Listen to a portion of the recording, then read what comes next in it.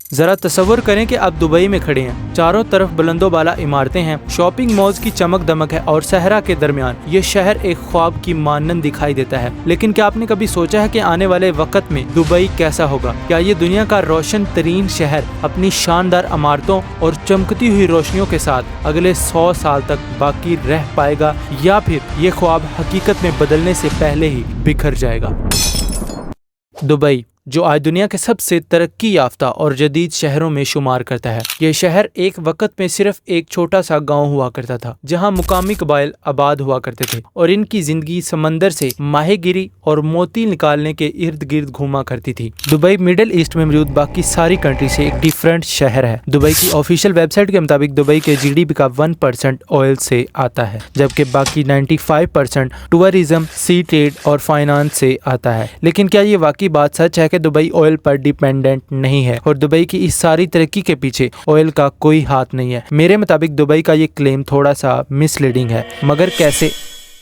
आइए चलते हैं बिफोर 200 ईयर अगो। दुबई 700 से 800 लोगों की आबादी रखने वाला एक फिशिंग विलेज हुआ करता था। ये सारा गांव इस शहर के कंट्रोल में था, जिसे आज हम अबू धाबी के नाम से जानते हैं। 1833 में अल्बो फलासा नामी एक कबीले ने अबू धाबी के खिलाफ बगावत करना शुरू कर दी। इसके बाद दुबई को अबू धाबी से आज़ाद करवा लिया जाता है। इस सारी मूवमेंट को 2 लोग लीड कर रहे होते हैं, उबैद बिन सैद और मखतूम बिन बोती। इस आज़ादी के बाद वही दुबई के मालिक बन जाते हैं। आफ्टर 3 इयर्स उबैद बिन सैद की डेथ हो जाती है। इसके बाद मखतूम बिन बोती दुबई का रूलर बन जाता है और आज तक इस खानदान की दुबई पर हुकूमत है। दुबई ने अबू धाबी से आज़ादी तो हासिल कर ली थी, बट इसके हालात इतने अच्छे नहीं थे। इकोनॉमिकली देखा जाए तो ये सिटी बहुत ही ज्यादा कमजोर हुआ करती थी, सिर्फ फिशिंग के जरिए मुश्किल से गुजारा कर पा रहे थे। साल 1982 वो दौर होता है जब ब्रिटिश दुबई की सिक्योरिटी को संभालना शुरू कर देते हैं। इसके बाद दुबई अपनी इकोनॉमी को स्टेबल करने में लग जाता है।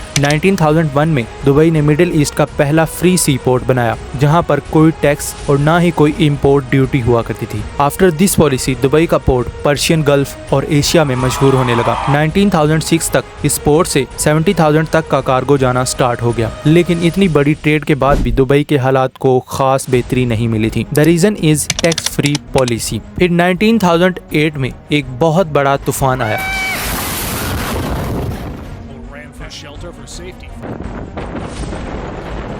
जिसमें कई 100 कश्तियां तबाह हो गईं और बहुत से लोग भी मारे गए। ये मरने वाले सारे मछलियां पकड़ने वाले थे, जो दुबई को चलाने में बहुत बड़ा किरदार अदा करते थे। इसके बाद दुबई के हालात मजीद खराब होना स्टार्ट हो जाते हैं। 1929 में पूरी दुनिया में एक बहुत बड़ा इकोनॉमिक क्राइसिस आ जाता है, जिसे द ग्रेट डिप्रेशन का नाम दिया जाता है। इसने दुबई को हिला कर रख दिया था। एक बार हालात इतने खराब हो गए कि लोगों ने पड़ोसी मुल्कों की तरफ जाना स्टार्ट कर दिया। इसी दौरान 1938 में अमेरिकन ऑयल्स कंपनी ने सऊदी अरेबिया में ऑयल्स के बहुत बड़े रिजर्व्स डिस्कवर कर लिए थे। अगले 20 साल तक सारी मगरबी दुनिया सऊदी अरब के ऑयल्स रिजर्व्स को एक्सप्लोर करने में मसरूफ हो जाती है, जिसकी वजह से दुबई मुकम्मल तौर पर इग्नोर किया जाता है। 1958 में अबू धाबी में भी तेल के बहुत बड़े रिजर्व्स डिस्कवर हो गए और यहीं से इस सारे खित्ते की तकदीर बदलने का आगाज हुआ। 1966 में दुबई में भी ऑयल डिस्कवर हो गया। ये रिजर्व्स इतने ज्यादा तो नहीं थे कि दुबई की तकदीर बदलते, मगर दुबई की इकोनॉमी इस डिस्कवरी के बाद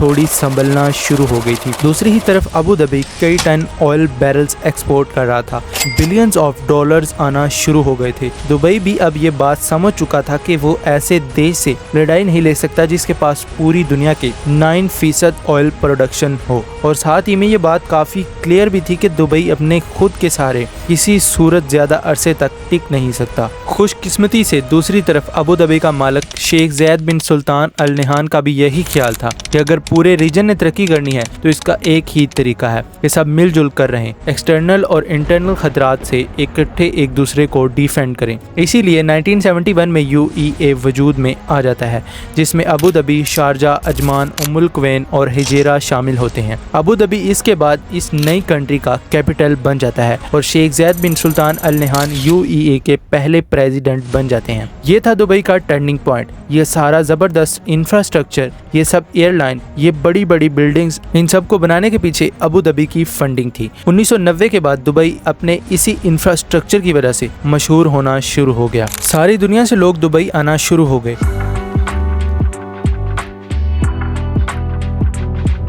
मल्टी नेशनल्स अपने ऑफिसेज दुबई में खोलने लगे और दुबई का पोर्ट एशिया, यूरोप और प्रेसिडेंट गल्फ को मिलाने वाला एक ब्रिज बन गया था। इसीलिए दुबई ये क्लेम करता है कि ऑयल पर इसकी डिपेंडेंस 1% से भी कम है। लेकिन जब भी दुबई किसी मुश्किल में पड़ता है तो गेस करें इसे कौन बचाने आता है? जी हाँ, तेल से माला माल अबू धाबी इसकी सबसे बड़ी एग्जाम्पल है। लेकिन इसके बावजूद भी दुबई का डेट प्रॉब्लम सॉल्व नहीं हुआ था। 2008 के बाद से दुबई का डेट मुसलसल बढ़ता चला जा रहा है। IMF के मुताबिक दुबई का टोटल डेट तकरीबन $80 बिलियन है। इन $80 बिलियन में से $20 बिलियन तो अबू धाबी का लोन है जो अभी तक दुबई ने वापस नहीं किया। अगर 2008 में अबू धाबी ना होता तो दुबई फॉर श्योर डिफॉल्ट कर जाता। ये तो हो गया पॉइंट नंबर 1 कि दुबई का ये क्लेम है कि इसकी इकोनॉमी ऑयल पर नहीं चलती। ये बिल्कुल गलत है क्योंकि दुबई की आधी से ज्यादा इकोनॉमी अबू धाबी पर डिपेंडेंट है और अबू धाबी का 85% रेवेन्यू तेल से आता है। दूसरा पॉइंट है दुबई का रियल एस्टेट मार्केट, जहां से दुबई अपना काफी रेवेन्यू जनरेट करता है। 2014 के बाद दुबई में भी प्रॉपर्टी प्राइसेस मुसलसल गिर रही हैं। 2021 तक ये प्राइसेस इतनी गिर चुकी थी कि अगर आप 2010 में खरीदी गई अपनी कोई प्रॉपर्टी 2021 में सेल करते हैं तो आपको कम से कम 60% लॉस होगा। अब एक तरफ तो दुबई में आपको हर तरफ कंस्ट्रक्शन होती हुई नजर आएगी, मगर दूसरी ही तरफ आपको खाली बिल्डिंग्स, अपार्टमेंट्स और ऑफिसेज भी नजर आएंगे और इसकी वजह है ओवर सप्लाई। असल में दुबई का मोटिव है कि बिल्डिंग्स वगैरह बना दी जाएं, बाहर से लोग खुद आकर इन्हें आबाद करेंगे। मगर अनफॉर्चुनेटली पिछले कुछ सालों में प्रॉपर्टी की सप्लाई डिमांड से भी ज्यादा हो रही है और इसी ओवर सप्लाई की वजह से प्रॉपर्टी प्राइसेस मुसलसल गिर रही हैं। इसकी एक और बड़ी एग्जांपल है मैदान 1 जो दुबई की हिस्ट्री का सबसे बड़ा प्रोजेक्ट था। इस प्रोजेक्ट के ऊपर 2015 में काम शुरू हुआ, मगर आज 8 साल गुजरने के बाद बिलियंस ऑफ डॉलर जाया करने के बाद इस प्रोजेक्ट को मुकम्मल तौर पर खत्म कर दिया गया है। इस प्रोजेक्ट को बनाने वाला ग्रुप बैंकक्रप्ट हो चुका है और हर तरफ ऐसी खाली बिल्डिंग्स नजर आ रही हैं। तरक्की के इस सफर में दुबई को कई चैलेंजेस का सामना करना पड़ा। कुदरती वसाइल की कमी, सख्त मौसम और आलमी मालियाती बहरान जो 2008 में आया था, इसने दुबई की माशियत को एक बार हिला कर रख दिया था। बड़े बड़े मंसूबे तातल का शिकार हो गए और ये सवाल उठने लगा कि क्या दुबई इस बहरान से बाहर निकल सकेगा। लेकिन दुबई कभी हार नहीं माना, बल्कि हर बहरान ने इसे मजीद मजबूत बना दिया था। शेख मोहम्मद बिन राशिद अल मखदूम ने दुबई की मौशियत को तेल के अलावा कई शोबों में डिवाइड कर दिया है। सियाहत, तजारत, रियल इस्टेट और टेक्नोलॉजी, दुबई ने हर मैदान में अपना लोहा मनवाया है। दुबई ने बुर्ज खलीफा, पाम जमेरा और दुबई मॉल जैसे मेगा प्रोजेक्ट से दुनिया को हैरान कर दिया है। आज ये शहर न सिर्फ सियाहों बल्कि कारोबारी अफराद और सरमायाकारों की जन्नत बन चुका है।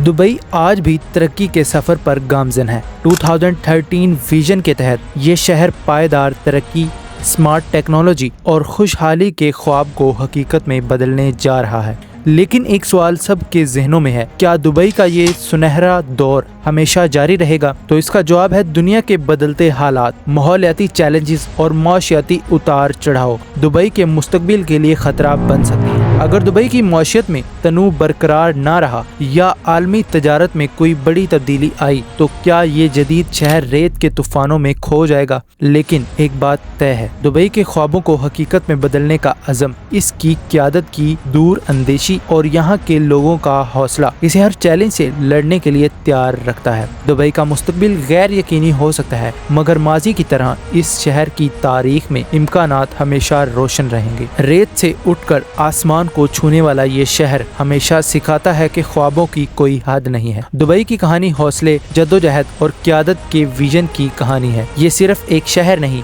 बल्कि एक मोजज़ा है जो हर रोज हमें हैरत में डाल देता है। लेकिन क्या ये मोजज़ा हमेशा कायम रहेगा? ये सिर्फ वक्त ही बता सकेगा, या हमारा अल्लाह ताला जानता है। और मजीद ऐसी ही डॉक्यूमेंट्रीज के लिए बेल आइकन दबाना ना भूलें। अल्लाह हाफिज।